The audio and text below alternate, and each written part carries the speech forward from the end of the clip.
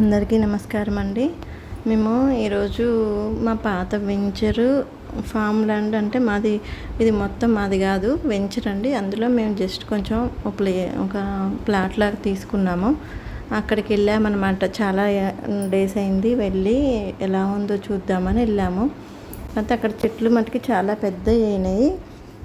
ఇక అక్కడ అన్ని చెట్లు ఉన్నాయండి.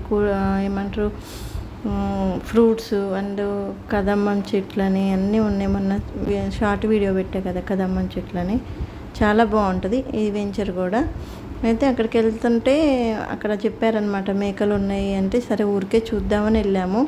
వెళ్ళేసరికి అక్కడ మేకలు చూసి, సరే మన ఫామ్లో గడ్డి బాగుంది కదా అని అవి తీసుకొని, పక్కనే గులాబీ తోట ఉంది, చాలా బాగుంది. గులాబీ పువ్వులు తీసుకొని అలాగే కొన్ని మొక్కలు తీసుకొని ఇక మన ఫామ్ దగ్గరికి వచ్చేసామన్నమాట.